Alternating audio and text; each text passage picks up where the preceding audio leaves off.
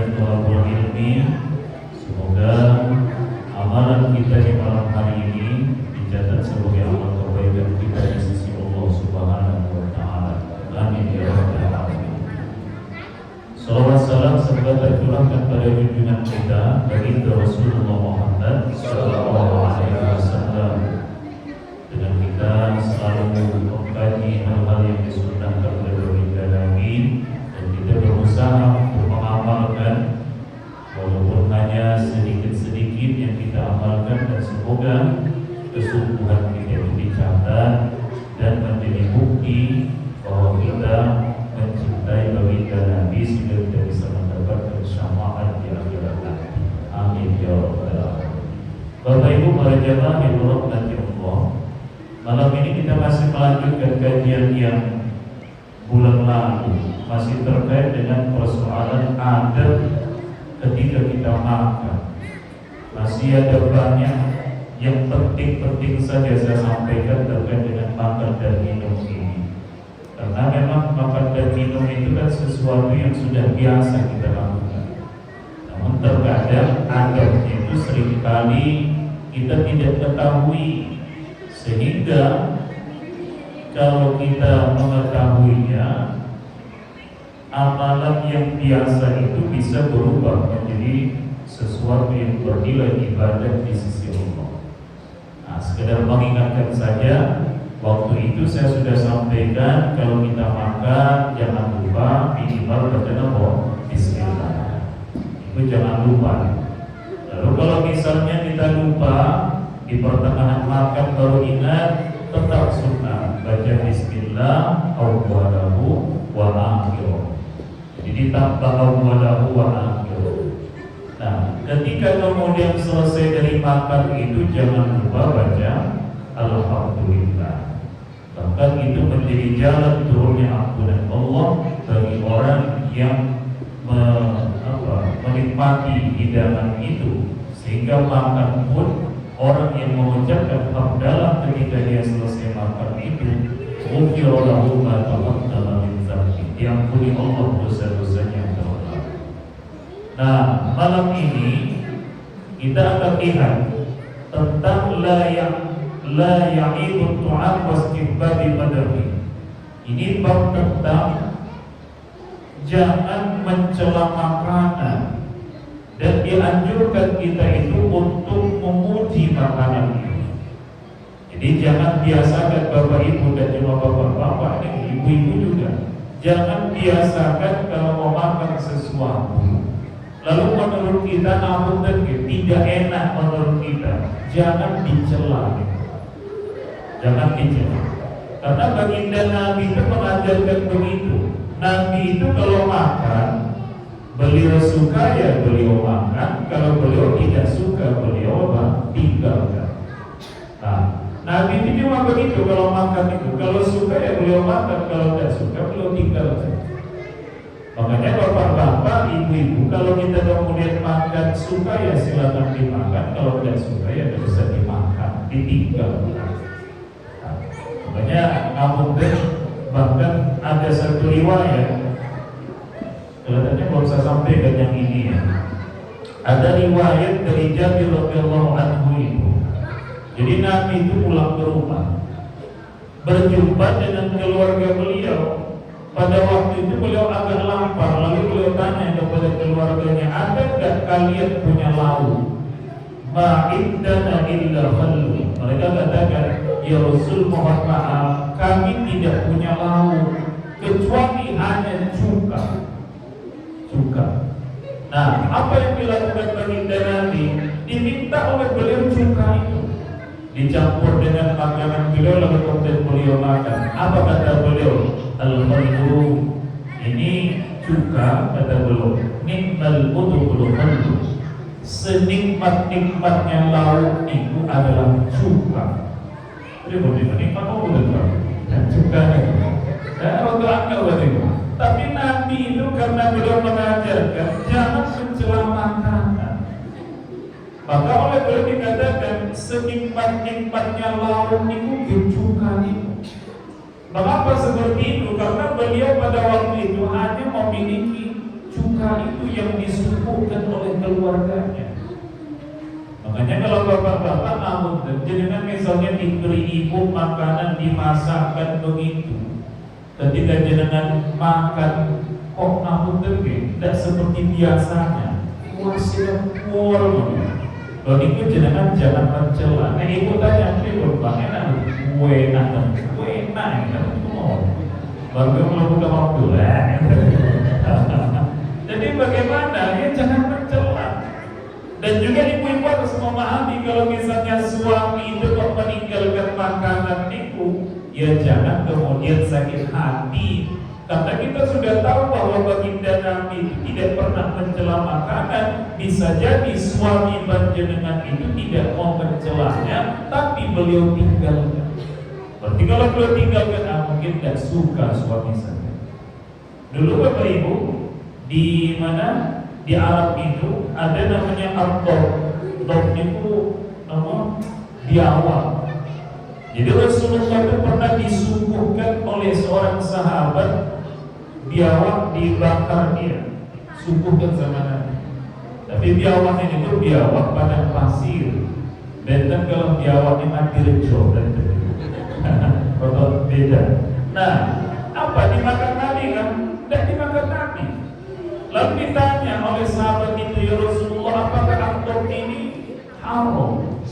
Kata Nabi, bukan masalah haram. Saya itu tidak memakannya karena saya tidak biasa makan ini. Artinya sahabat-sahabat yang lain yang biasa memakannya itu dipersilakan untuk makan, tapi Nabi tidak memakannya karena tidak biasa beliau memakan itu. Jadi kan ada sesuatu yang halal tapi tidak biasa kita makan, maka kemudian tidak kita makan, misalnya itu tidak berarti dia menjadi haram. Sehingga secara fikih itu kalau kanjeng Nabi niku meninggalkan sesuatu itu belum tentu haram niku. Ya minimal niku kalau ada kaitannya dengan hukum itu makruh. Nabi tidak suka misalnya, ya sudah ditinggalkan Nabi. Nah dari hadis ini juga namun mungkin juga yang dalam Bapak Ibu mungkin pernah bertanya-tanya, bagaimana hukumnya orang makan itu sambil bicara. Lah Imam Nawawi itu berdasarkan hadis ini beliau mengatakan ada kalanya menjadi sunnah berbicara ketika makan itu. Mengapa kok seperti itu? Karena hadis ini beliau itu kan dalam hadis ini mengatakan senikmat-nikmatnya lauk itu adalah cuka. Berarti beliau mengucapkannya itu ketika beliau setelah memakannya. Jadi beliau hidangkan harus dimakan. Lalu beliau katakan untuk menggembirakan hati keluarganya itu supaya tidak kecil hati. Kata beliau, tidak apa-apa. Seakan-akan gitu ya. Cuka yang kalian miliki itu senikmat-nikmatnya lauk itu cuka ini. Kata beliau begitu. Jadi supaya hati dan keluarga beliau itu tidak merasa kecil disebabkan hanya mampu menyuguhkan cuka. Maka di situ dimaknai bahwasanya disunnahkan bicara ketika makan itu kalau itu bisa menggembirakan hati orang yang menyuguhkan makanan itu. Itu pertama ya.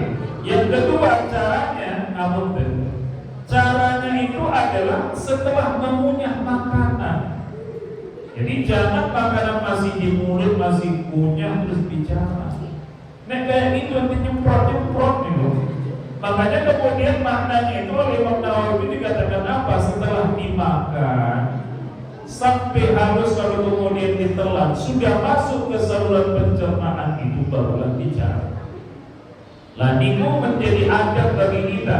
Jadi kalau Bapak Ibu ketika makan itu jangan mau berbicara itu, ya makan dulu sampai ditelan baru kemudian apa? Bicara.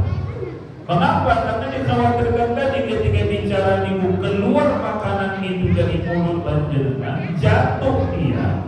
Ya, mestinya nanti kita kata itu diambil lagi terus dimasukkan lagi ke mulut itu. Alasannya itu begitu. Jadi seperti itu. Kemudian yang ketiga, yang dibicarakan dalam ketika makan itu tidak boleh sesuatu yang diharamkan. Jadi kalau yang penting-penting mau, penting-penting itu tidak usah bicara ketika makan. Maksudnya begitu. Jadi kalau penting itu tidak apa-apa dibicarakan di situ, tapi kemudian makanannya itu sudah harus selesai dari mulut masuk ke saluran pencernaan baru apa bicara. Nah itu hadis yang pertama tentang bab itu. Lalu Bapak Ibu sekalian, ada lagi ini, ma yaqulu man hadarat ta'am wa huwa sha'im idza lam yuftir. Apa yang seharusnya diucapkan seseorang yang ketika itu dia diundang untuk hadir di satu majelis yang ada hidangannya sementara dia puasa. Ribut, jangan pernah datang lagi dulu, jangan lagi puasa diundang orang ternyata di situ ada hidangan. Nah, jangan kira-kira ribut, pas lagi puasa sunnah ya, terus diundang ada hidangannya, kira-kira jangan batalkan untuk puasa. Kata apa jawabnya batalkan. Enak ya gitu kan. Lah memang begitu. Coba Bapak Ibu perhatikan, ini ada hadis riwayat Imam Muslim itu. Kata Nabi, "Iza dunia ahadukum falyujib." Apabila salah seorang di antara kalian diundang, maka wajib untuk memenuhi undangan itu. Penuhilah, kata baginda Nabi. Fa in kana sha'iman, kalau kamu dalam keadaan berpuasa, falyusalli, maka doakan orang yang menyembuhkan itu. Wa in kana muftiran falyat'am, tapi kalau kamu dalam keadaan tidak puasa, makan. Jadi kata Nabi, kalau kita diundang Bapak Ibu dalam satu majelis yang ada hidangannya, jangan lagi puasa. Kalau jangan lagi puasa, jangan tetap hadir. Doakan orang yang mengundangnya. Doakan mereka, maksudnya diundang, disampaikan doa yang baik-baik. Semoga diberi Allah pengganti yang lebih baik, lebih banyak gitu. Semoga rezeki panjenengan diberkahi Allah, misalnya begitu. Tapi kalau jenengan itu dalam posisi tidak puasa, makanlah. Ikut normalnya kata gitu. Tapi ada orang Bapak Ibu ngapain? Jenengan misalnya diundang tetangga, ternyata tetangga itu jenengan sudah tahu kalau dia nyuguhi panjenengan tidak makan suguhannya itu, dia tersinggung. Berikut. Jadi jenengan berjumpa dengan orang seperti itu, jenengan diundang, disuguhi jenengan makanan, jenengan puasa, jangan bilang mohon maaf saya puasa, terus dia tersinggung. Maka kalau keadaannya begitu, mending dibatalkan apa? Puasanya, makan. Karena puasanya puasa apa? Sunnah. Nah puasa sunnah itu besok masih bisa dilakukan puasa lagi. Daripada kita kemudian menyakiti hatinya hanya disebabkan karena kita sedang puasa apa? Sunnah. Nah, itu loh. Jadi Bapak Ibu ngapunten perlu dipilih itu. Jadi kalau kita kemudian daripada menyakiti hati orang yang mengundang nyuguhi kita makanan itu, lalu karena itu kita puasa, mending batalkan puasanya, tapi hati orang yang mengundang kita itu tetap adem, baik, nyaman. Begitu. Jadi artinya apa? Tidak boleh ada alasan tidak memenuhi undangan hanya karena apa? Puasa. Jadi kalau Bapak Ibu sedang puasa diundang orang itu kita tetap datang. Kecuali loh ya, kecuali yang jenengan itu dalam posisi ada acara bersamaan yang undangannya itu lebih dulu datangnya. Jadi tidak boleh alasan diundang rata malam apa kosong. Tidak bisa. Satu-satunya jenengan lagi puasa yang tidak boleh datang untuk diundang makan siang itu, misalnya makan siang yang terjadinya di bulan Ramadan, tidak boleh.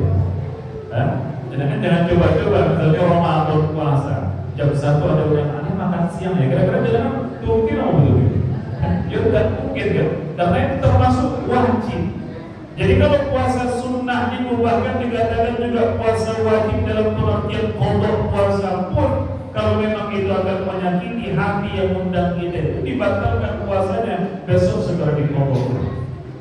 Itulah Bapak Ibu. Jadi hati orang itu jangan disakiti hanya karena ibadah sunnah kita. Itu. Nah ini juga sering ini terjadi. Namun ma yaquluhu man du'iya ila ta'amin fatami'ahu ghairuhu. Bagaimana atau apa yang harus diucapkan seseorang yang diundang dia untuk menyantap hidangan, lalu ada orang lain ikut bersamanya. Jadi ceritanya gini, Abi Mas'ud Al-Badri itu cerita, kami pernah diundang kata beliau bersama baginda Nabi SAW untuk makan. Jadi 5 orang sahabat Bapak Ibu diundang untuk makan oleh seseorang, berarti 6 orang bersama baginda Nabi. Lah datanglah Nabi, fatabi'ahum rajulun, di tengah perjalanan mereka menuju tempat yang mengundang itu ada orang ikut, padahal orang itu tidak diundang. Bagaimana? Apakah Nabi marah? Tidak marah. Ya Nabi ya biasa saja, ya udah diikuti sama dia. Begitu sampai di depan rumah orang yang mengundang itu, baginda Nabi itu berkata kepada tuan rumah itu, inna hadza tabi'ana, ini orang ini, kata beliau, dia mengikuti kami. Dia tidak termasuk yang diundang ini. Dia mengikuti kami. Beliau katakan, fa in syi'ta an ta'zana lahu, kalau kamu mengizinkan, izinkan dia untuk makan bersama kita. Wa in syi'ta raja'a, tapi kalau kamu tidak menginginkan, lalu kemudian suruh saja pulang. Mestinya dia akan pulang. Apa kata yang undang itu? Bal azan lahu ya Rasulullah, tentulah saya mengizinkannya ya Rasulullah. Nah, ini berikutnya makna hadis ini. Artinya Bapak Ibu sekalian, kalau kita itu tidak diundang orang untuk hadir di majelis yang di situ ada hidangan, itu teko. Bahaya itu. Artinya apa?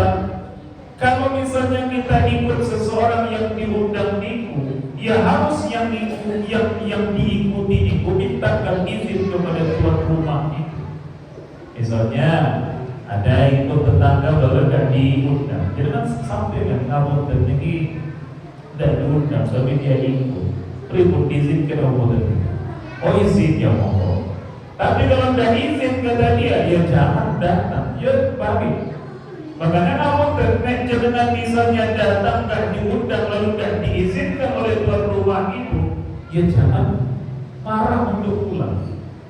Dulu kamu dan saya cerita sedikit. Dulu masa saya kuliah di Jogja itu teman-teman kos itu ya banyak model begitu.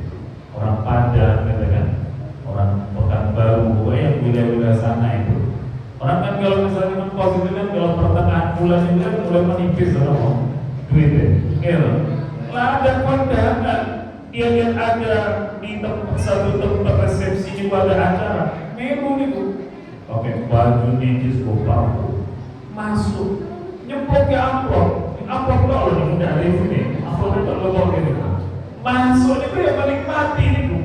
Lah, kalau tuan rumah kan tidak tahu kan, kalau tuan rumah itu kan tidak tahu apakah kemudian dia ini diundang atau tidak, itu kan tidak tahu.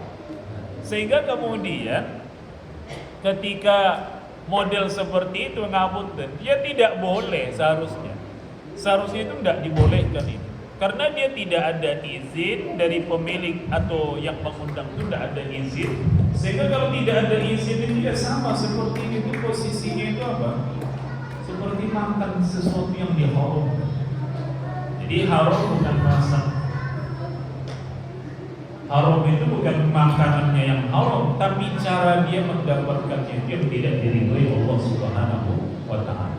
Jadi artinya melalui hadis ini seharusnya itu kalau kita tidak diundang dia jangan datang. Tapi kalau misalnya kita nekat datang, harus kemudian minta izin kepada tuan rumah, apakah diizinkan atau tidak.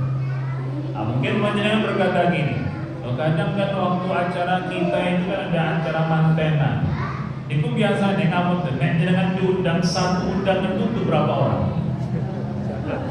Ya 2 orang kan maksudnya kan. Kartunya juga untuk suami sama istri. Tapi yang datang kan kadang seanak itu kan. Loh ini anak ini itu sebenarnya mungkin loh ya secara huruf itu secara budaya. Kalau ada 1-2 anak yang dibawa yang kecil-kecil biasanya itu yang dimaklumi. Kalau hurufnya kebiasaan di masyarakat itu tidak ada masalah, ya udah tetap halal. Tapi gini gue, nek jangan punya anak 5 jadi bawa kabeh, entah bahan itu. Nah, artinya apa? Ya hurufnya bagaimana? Kalau misalnya kebiasaan itu tidak ada masalah, tidak apa, gitu. Tapi kan intinya itu sebenarnya undangan itu kan untuk 2 orang, suami sama istri.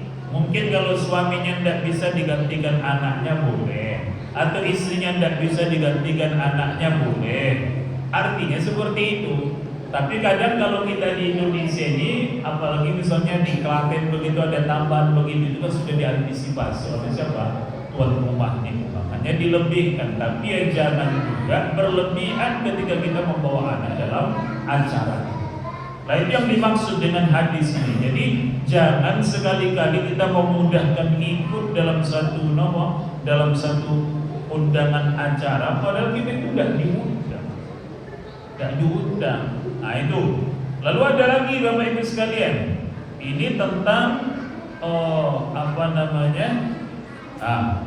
bab al-amri yakuli min janibil qas'ah. Ini bab tentang perintah baginda Nabi untuk makan itu dari pinggir. Namun makan itu dari pinggir, dan Nabi itu melarang kalau makan itu dari tengah. Misalnya gini, ada hadis begini. Kata Nabi, al-barakatu tanzilu wasatut ta'am. Keberkahan itu turunnya itu di tengah makanan itu. Jadi jenengan kalau diberi orang makan, atau kalau tidak pun jenengan punya makanan sendiri, niku yang bagian tengah niku itu tempat turunnya keberkahan di dalam makanan niku. Lalu Nabi katakan apa? Fakulu min hafataihi, makanlah kamu dari pinggir, wala takulu min wasatihi, jangan kamu makannya itu dari tengah. Mengapa? Karena tengah niku bagian yang ada kandungan barokah. Nah, pripun maksudnya niku? Barokah niku ngawuten. Jadi kan kelingan boten barokah niku ngomong. Barokah niku nek dulu ya kan. Itu warung soto pojok alun-alun Klaten niku barokah. Sering pun tutup niku. Dulu. Tapi maksudnya itu adalah apa? Barokah niku ziyadatul khair, berkembang tambahan kebaikan. Jadi makanan itu ada barokahnya atau tidak? Kalau yang diberkahi makanan itu adalah menghilangkan rasa lapar kita, lalu tidak membuat kita malas untuk ibadah kepada Allah. Itu barokah makanan itu. Lalu Nabi itu katakan apa? Barokah dimakan itu di tengah. Di tengah itu. Nah, itu bahasanya Nabi ya. Terkadang kan sulit bagi kita untuk menjelaskan itu yang maksudnya barokah itu. Barokah itu tidak terlihat. Barokah itu hanya bisa dirasakan. Jangan sama misalnya seperti ini ada kipas, jangan terasa ada tiupan angin gitu kan. Jangan lihat dah anginnya kayak apa.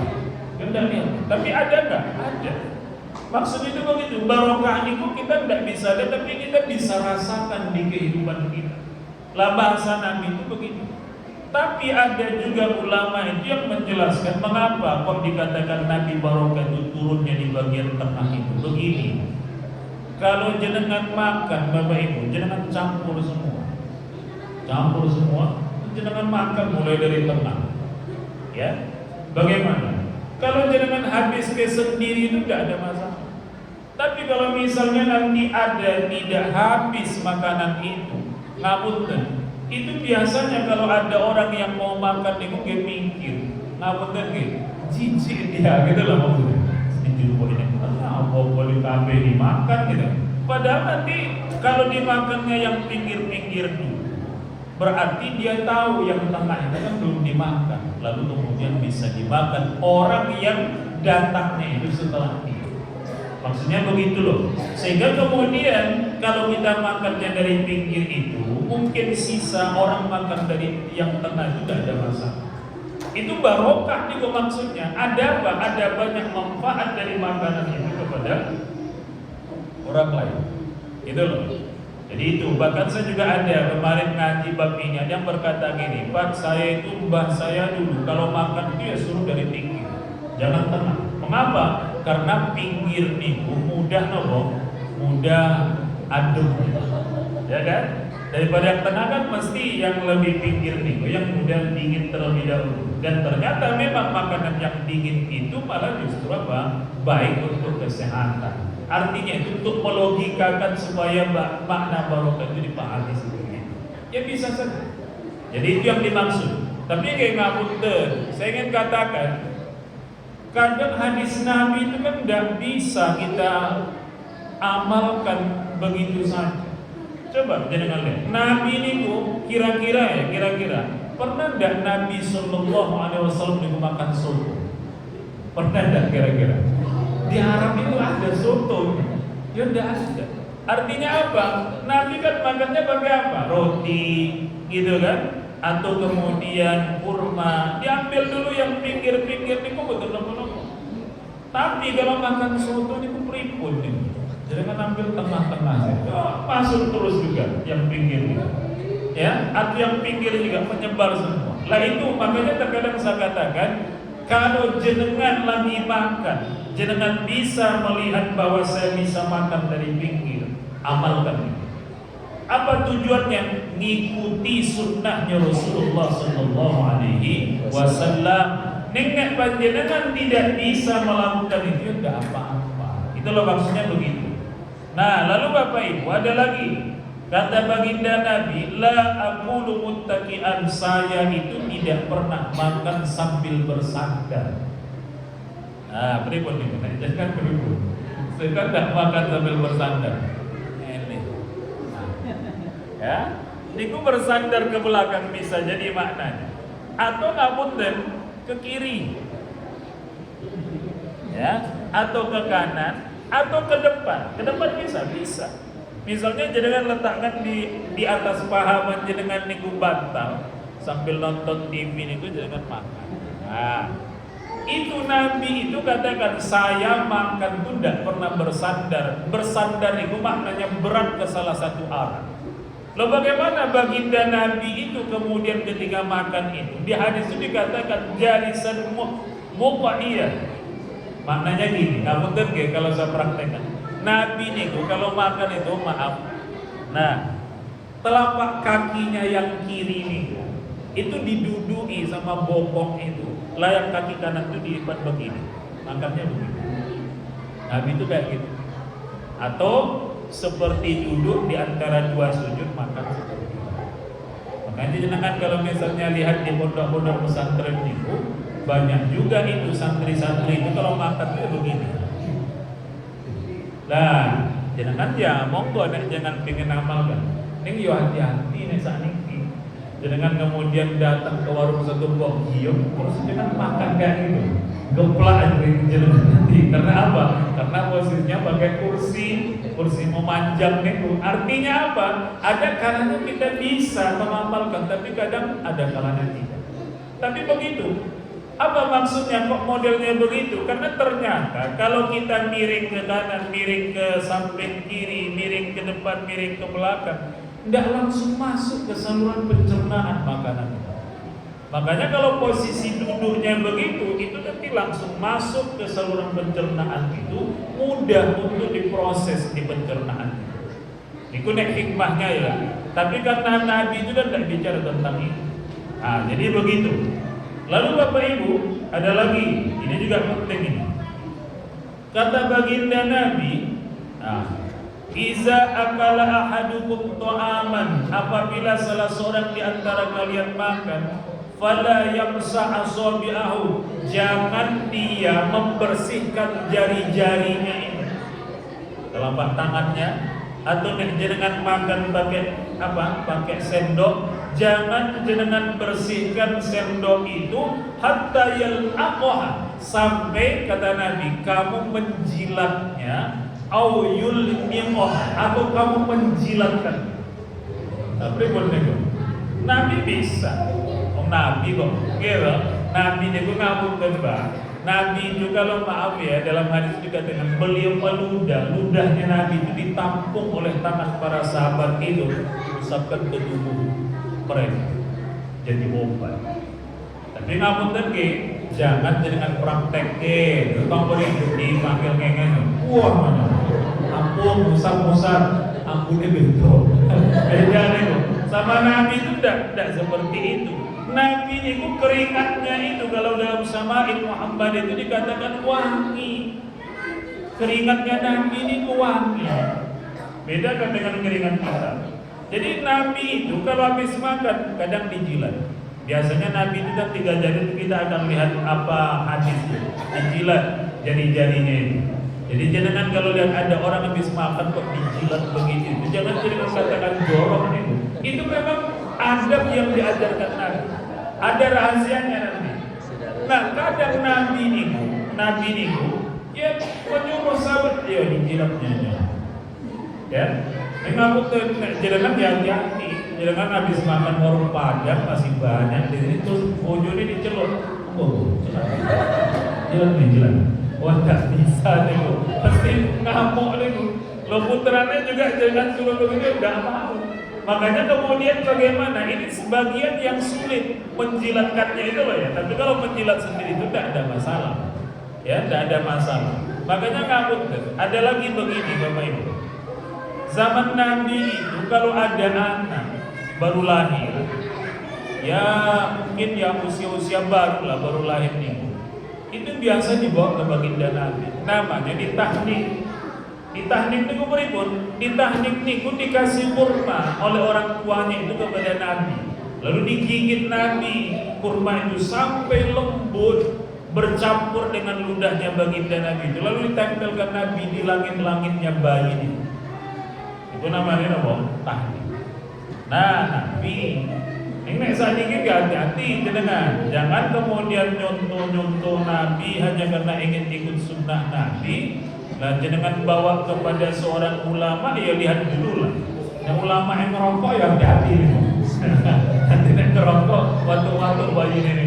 Artinya apa? Ya jangan mau mengamalkan ya monggo. Tapi itu tadi saya ingin katakan baginda Nabi ini memang beda dengan kita.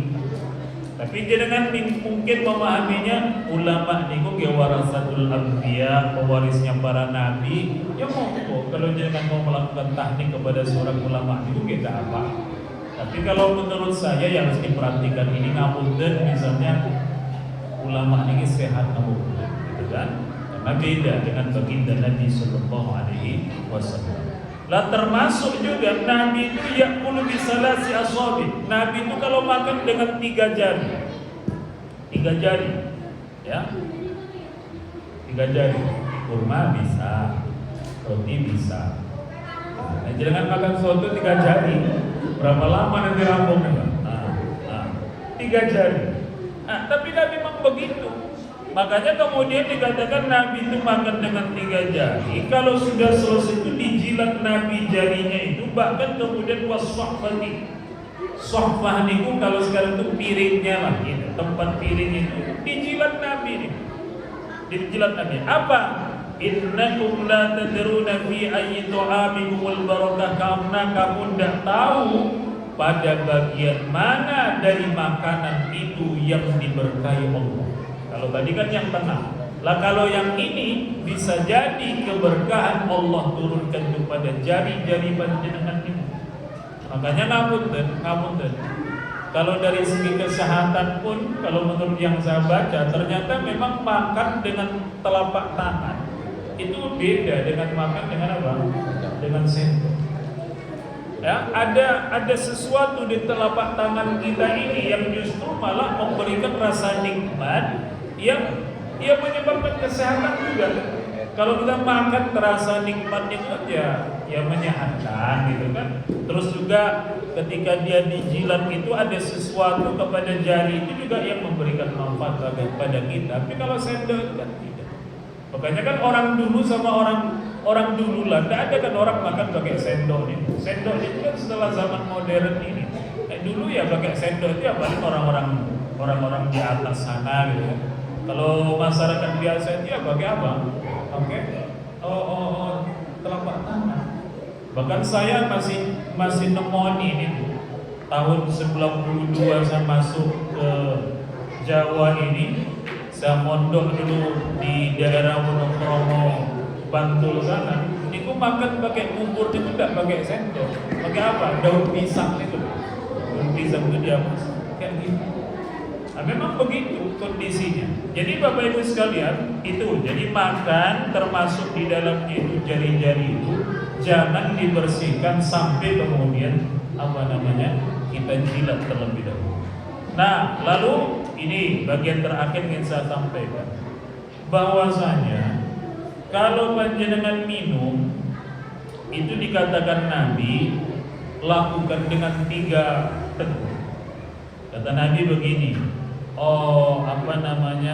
la tashrabu wahidan kasyurbil ba'ir, jangan kamu minum dengan 1 teguhan, ya, walakin ishrabu masna wa sulasa, tapi bisa kamu lakukan dengan 2 teguhan atau 3 teguhan. Wasammu iza antum syaribtum, ketika kamu mau mengambil minuman itu, mau memasukkannya ke mulutmu, itu kamu mengucapkan bismillah. Wahmadu iza antum rafa'tum, ketika kamu melepaskan dari mulut itu, baca alhamdulillah. Jadi ngapunten, pertama kata Nabi, nek minum niku jangan 1 teguhan. Jangan bukain tidak begitu, ambil 3 teguhan. Ya, kalau misalnya lebih banyak lagi boleh enggak? Boleh. Tapi kata Nabi, jauhkan gelas itu dari mulut. Jadi maksudnya jangan bernafas arahnya kepada apa? Kepada gelas itu. Karena apa? Ngapunten, nafas kita itu yang dikeluarkan itu kan membawa sesuatu yang buruk juga dari dalam diri. Lah nek dilebohke niku kepada gelas mesti minum lagi. Itu yang makanya Nabi katakan jangan seperti itu. Makanya pakai apa? Bismillah. Kalau ngambil itu bismillah, minum 1 kali teguh terus dilepas. Alhamdulillah. Bismillah, lepas alhamdulillah. Bismillah, minum, lepas alhamdulillah. Itu cara Nabi itu begitu. Makanya kemudian minum pun menjadi ibadah, disebabkan ada cara yang disebutkan bagi Rasul Muhammad sallallahu alaihi wasallam. Lalu terakhir pada malam ini saya ingin katakan begini. Bagaimana hukumnya orang kalau makan dan minum itu posisinya itu sambil berdiri? Ribut nih. Sambil berdiri. Boleh enggak kira-kira? Ada kadang mengatakan makruh gitu kan, ada yang mengatakan nggak boleh gitu. Lah kita lihat. Jadi ada riwayat begini, Nabi itu dalam riwayat Imam Bukhari dan Muslim itu diberi beliau air Zam-Zam, diminum Nabi, dikatakan fasyariba wa huwa qa'im. Beliau minumnya itu sedangkan beliau dalam posisi berdiri. Tapi namun jangan dipahami bahwa minum air Zam-Zam niku sunnahnya berdiri. Itu loh. Tapi Nabi itu memperlihatkan bahwasanya ketika beliau disuguhkan minuman air Zam-Zam niku, beliau minum itu posisinya beliau berdiri. Berdiri berarti boleh ya. Lalu ada lagi riwayat Sayyidina Ali niku, beliau minum juga berdiri. Kata beliau, saya ini minum berdiri sebagaimana saya melihat Rasulullah itu minum berdiri. Ini boleh, kira. Ada lagi riwayat dari Ibnu Umar, kunna na'kulu ala ahdi Rasulillah wa nahnu namshi. Kami pada masa baginda Nabi itu kalau makan itu sambil berjalan, wa nasrabu wa nahnu qiyamun. Sedangkan ketika minum itu kami berdiri. Wah, Nabi berarti bagaimana? Melihat itu kan, sahabat-sahabat niku makan tidak sekedar sambil berdiri, sambil apa? Berjalan. Ketika minum sambil berdiri. Nah, ada lagi riwayat dikatakan Amr bin Shu'aib dari kakeknya itu mengatakan begini, ra'aitu Rasulullah sallallahu alaihi wasallam yashrabu qa'iman wa qa'idan. Saya melihat Nabi itu minum itu ya kadang berdiri, kadang duduk. Berarti boleh kan? Kadang berdiri, kadang duduk kan? Nah, yang jadi masalah itu ini. Ada hadis riwayat dari Imam Muslim dari Anas bin Malik, beliau mengatakan Nabi sallallahu alaihi wasallam itu an ayyashraba ar-rajulu qa'iman, melarang minum sambil berdiri. Jadi katanya Nabi itu melarang orang minum sambil berdiri. Lalu ditanyalah oleh Qatadah kepada Anas itu, bagaimana kalau makan? Kalau minum kan dilarang. Bagaimana kalau makan? Apa kata Anas bin Malik? Zalika asyrabu aw akhbasu. Itu lebih buruk lagi. Tidak boleh kan? Berarti ini riwayat Imam Muslim, berarti tidak boleh makan berdiri, minum apa? Berdiri. Lah ada lagi Riwayat dari Imam Muslim juga dari Abi Hurairah, kata baginda Nabi, la yashrabanna ahadum minkum qa'iman, janganlah salah seorang di antara kalian minum sambil berdiri. Faman nasiya falyastaqim, siapa yang melakukan minum sambil berdiri itu karena dia lupa, hendaknya dia memuntahkan. Loh, apa perbuatan nih lo? Jadi jangan habis minum ya lupa kok berdiri, kudu dimuntahkan.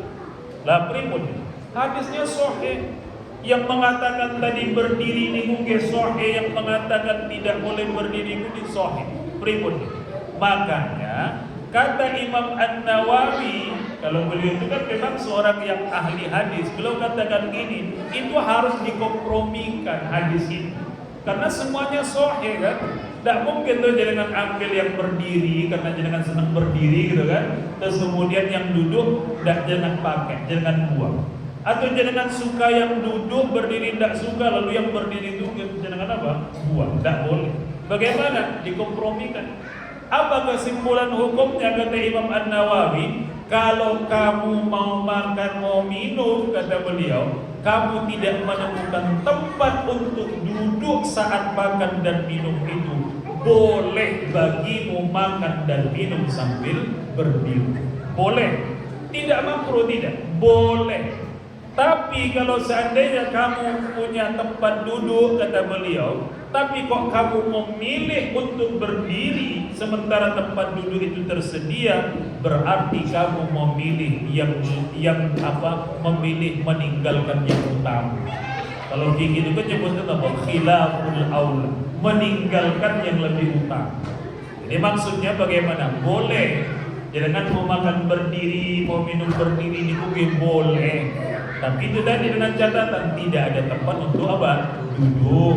Nah ada tempat untuk duduk ya jangan mestinya pilih untuk duduk.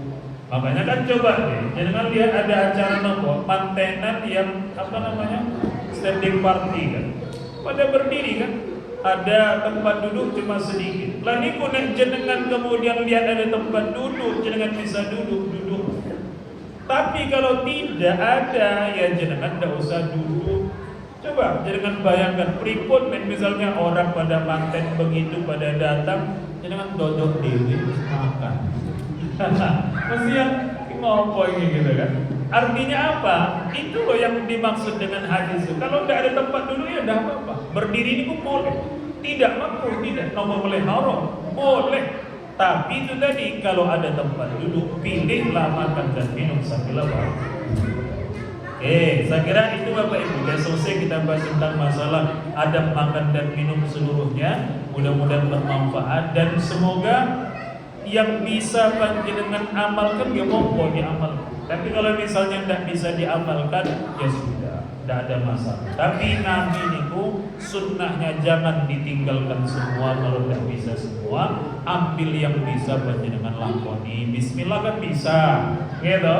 Baca alhamdulillah bisa, itu ya diamalkan. Cara duduknya terkadang bisa diamalkan, pas tidak bisa gitu nopo-nopo. Minum juga Bismillah, alhamdulillah bisa, ya dilakoni.